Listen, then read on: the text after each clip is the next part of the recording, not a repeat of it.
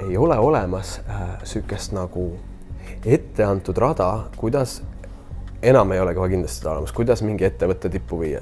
Kõik tundubki juhtub, veab. Aga miks mingil ettevõttel ju veab, on see, et talle tekib ilmselgelt piisavalt suur hulk kliente, kellele õudselt meeldib see. Järelikult see ettevõte läbi oma tegevuse ja oma väärtuste, mida ta oma turunduskommunikatsioonis ja juhtimisstiilis nagu kuvab, haakub selle hetke turunõudmistega. Seega mulle tundub, et ainus asi, mida üldse on tark jälgida, ükskõik mis sektoris, on trendid. Kuidas turg muutub, mis toimub, sellepärast, et turustada oma ettevõtet, siis ma pean olema atraktiivne just praegu olevale nagu tööotsijale ja just praegu maailmas olevale tarbijale, mida tema tahab. Ja nüüd vaata, siin on küll minu arust päris pull asi, mis on juhtunud, et mis trendi tasuks väga selgelt jälgida, ongi kogu see eneseabiturg. See eneseabiturg on kõikide aegade, kõikide tipus, mis tähendab see hulk inimesi, kes otsivad väljapääsu sellest elust, mis ei vasta nende ootustele, on tohutu suur. See tähendab, nad käivad koolitustel, nad loevad raamatuid, aga kui vaadates neid, millest praegused raamatud kirjutavad, eks ju, hästi palju on muutunud see sellisest edukirjandusest, mis oli 80-ndad, 90-ndad, kus täpselt nagu me ennem rääkisime, sea eesmärk tee plaani, hakka tegutsema, on pöördunud olemise kirjandusse, süksesse rahusse, hetke nautimisse, inimeste väärtustamisesse enda ümber, toitumise muutmisesse, kirjutatakse igasugustest psühhedeelsetest ainetest ja nii edasi. Ja vaata, nüüd juhtubki see, et kui mina juhina ei ole kursis sellega, kus ja millistel koolitustel käivad vabal ajal oma raha eest, on need tantra, mis on mingi armastuse kunst, või on need mingisugused, ma ei tea, meditatsiooni ja jooga kursused, kus inimesed reaalselt õpivadki vaikust ja õpivad nagu mitte tundma pidevat vajadust eesmärke saavutada, vaid õpivadki olema rahul sellega, mis on. Need on minu töötajad, nad käivad sükestel koolitustel. No ma ei räägi minust, vaid ma olen ühe firma juht. Ja neile tekivad täitsa uued liidrid ja mõtte suunajad, kes on nende jaoks mentorid ja nüüd iidolid ja nüüd tohed tööle. Ja kui nende juht räägib vanakooli juttu pingutamisest ja raskest tööst, siis see juht kaotab automaatselt autoriteedi nende inimeste silmis, seda nad ei näita välja, aga nende lojaalsust langeb, sest neile tundub, et nende juht ei jaga matsu lahti enam, kuidas tegelikult asjad maailmas käivad. Ja vaata, nüüd on ülioluline asi see, et need töötajad ju suhtlevad väga paljude inimestega ja nad räägivad sellest ettevõttest oma tutvusringkonnas ja kaudselt, kui neile tundub, et ettevõtte sisemine juhtimine ei ole kooskõlas hetke maailma trendidega mõtlemises, siis automaatselt nad hakkavad sellest ettevõttest rääkima halvasti, mis kaudselt hakkab mõjutama ettevõtte äritulemusi, sest ettevõtte väärtus uute intelligentsete inimeste silmis väheneb, sest neile tundub, et see on vana mõtlemisega firma. Ja teine asi on, et see ettevõtte turundus järelikult ei ole varsti enam ka haakuvuses turunõudmistega. Näiteks praegu on väga oluline trend on toortoitumine ja üldse toitumine, tervis. Ja kujuta ette siis üht hotelli, kes jääb maha sellest uuest liikumisest, kus on väga suurt rõhku pandaksegi siis antijooksudantide rikkale toidule ja nii edasi ja nende kõik kohvipausid, mida see hotell pakub, on ikkagi küpsised ja kohvi ja nii edasi. Ja nüüd satub järjest rohkem ole inimesi, kes saab aru, et see küpsised ja kohvi ja need on tervisele nagu mingit pidi mitte nii kasulikud kui mõned muud asjad näiteks.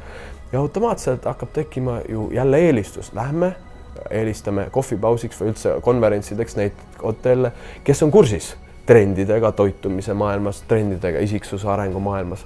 Ehk see uus peale tulev sihtgrupp inimesi, kes väärtustab vaimsust, see on nii suur. Ja kui ettevõtted ei suuda seda vaimsust oma turunduskommunikatsiooni sisse panna, sest nad ei tea sellest ise midagi, nad elavad veel vanas maailmas, kus said teised reeglid, edu ja raha, siis nad jäävad ühest kasvavast seltskonnast ilma, sest vaata, see kasvav seltskond on ju selline, see on algu nišš, alati väike nišš, käivad mingitel imelikel koolitustel, aga siis nad räägivad oma sõpradele ja kui need sõbrad näevad, et inimeste elu on muutunud, siis nad tunnevad ka huvi nende kursuste vastu ja siis tekib mingi kommuun, mis kasvab Ameerikas olev Burning Man, Norras olev Ting, nii edasi, käivad 100 000 inimesed üle maailma, mis on kasvanud miljonitesse, kes tahavad hoopis teistsugust reaalsust, teistsugust elu ja nad hakkavad tarbima ettevõtteid, kes pakuvad neile läbi oma turunduskommunikatsiooni seda, mida nemad otsivad. Ja nii juhtubki, ma ennustan ette järgmist aastaste trendist seda, et esile tuleb hästi palju väikeettevõtteid, kes on nišis. Nad ongi need fännid, kes tegelevad, kes on raha pannud teisele kohale, kes on pannud südame esikohale, seega nad teevad mingit asja nii hästi, teevadki mingi toortoidupoe, toortoidurestorani ja korraga on see üliedukas, sest nad teevad täpselt, pakuvad selle hetke turu vajadustest lähtuvalt seda, mida turg vajab. Mingid suured hiiglased, neil pole midagi turundusega enam teha sellepärast, et kliendid tahavad midagi muud. Seega trendide jälgimine on hästi oluline ja praegu see eneseabi trend on asi, millega peab kursis olema. Üks turunduskanaleid, mida sa pead ilmtingimata hakkama kasutama suurendus, aga mingisugune blogindus, vahet pole, kas sa kirjutad või sa räägid või mis on sinu see vahend. Aga igal juhul sul on, kuna sa teed asja, mis sind huvitab, siis sul on ilmselgelt rohkem infot selle kohta kui teistel. Ja kui sa seda suudad välja kommunikeerida, siis sa muutud arvamusliidriks oma valdkonnas. Ja see arvamusliidri staatus tõmbabki sulle nagu tähelepanu ja turu. Aga kui sa ei ole ju nišis ja ei tegele sellega, mis sind huvitab, siis sa ei saagi saada parimaks. No. Ja siis sa oledki sõltuv sellest massturule loodavast reklaamist ja hakkadki kaotama raha väikeettevõtjatele, kes tulevad nišipõhiselt välja. Ja neid tuleb kogu aeg järjest rohkem ja see liigub sinna. Ja kui ma mõtlen seda, et mul ei olnud 2 aastat isegi oma kodulehe külge. Ainus, mis ma tegin ja mitte mingil muul eesmärgil, kui ma lihtsalt osanud midagi muud teha, oli see, et ma salvestasin oma kliendi tagasisidet koolitustele videovormi. Ja inimesed nägid seda YouTube'is ja tänu sellele ma sain Euroopa kultuuripealinn Tallinn 2011 ametlikuks külalislahkuse koolitajaks. Tüüp, kellel ei ole kodulehte. Ainult seepärast, et mingisugused inimesed nägid neid videosi, mis ma olin pannud netti ja tundsid, et judal on midagi öelda. Ja ma arvan, et täna muutub just oluliseks see video kvaliteet. Ma võin eksida. Aga ma arvan, et see, mida räägiti paar aastat tagasi, ja näited ikka leiab maailmas, et tee mingi suvaline koduarvutiga või filmiga arvutiga mingi blogi, peaasi, et on sisu väga hea.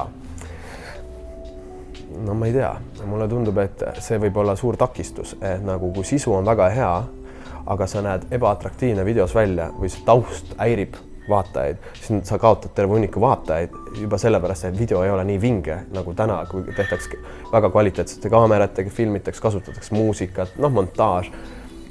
See on oluline, et see turundusel kvaliteet hakkab lugema kindlasti, sest konkurentide kvaliteet muutub heaks. Ja video on ikkagi super, seepärast, et läbi aja on telereklaam olnud kõige võimsam justkui sellepärast, et see pilt on nagu öeldakse 1000 sõna, eks ju, ja see täna saab iga inimene teha oma telekanalina, oma ärile ja räägi ainult asjast, mida sa teed nagu vaimustuselt, kui sa oled ise halb jutumees, siis leia keegi teine, kes räägib sellest asjast, võib-olla mõni töötaja sul, aga nagu räägi asjast natuke ja leia mingid inimesed, kellele meeldib ka videomontaaž ja tee mingid loovaid asju, et see ju nii levib praegu, see sotsiaalmeedia ikkagi mingit niisama juttu ju ei levitata. Ta peab olema veits nagu kiiksuga ja veits või huvitavalt tehtud, et seetõttu tasub investeerida ju kindlasti sinna. Et siin on mõned ettevõtted ju Eestis suuremad firmad on teinud oma töö värbamis mingisuguseid asju, vahepeal ma ei saa jälle nimesi mainida, eks ju, värbamis nagu kuulutusi videovormis, et näidata, kui kihvt on nende ettevõte. Ja siis sa vaatad seda ja see video on nii halvasti tehtud, et jääb pigem tunne, et just on nõme ettevõte. Kuigi on jumala kihvt, aga ongi oletama kehvti ettevõte ja ma teangi, et ongi, aga videost, kuna see tehti halvasti, jääb mulje, et väga nõme. Et see videoproduktsioon on hästi oluline. Ja mulle tundub, et praegu on videoproduktsiooni puhul muutub ka oluliseks just see loov inimeste kaasamine, et see creative oleks seal nagu sees, kiiks, et see on see turunišn.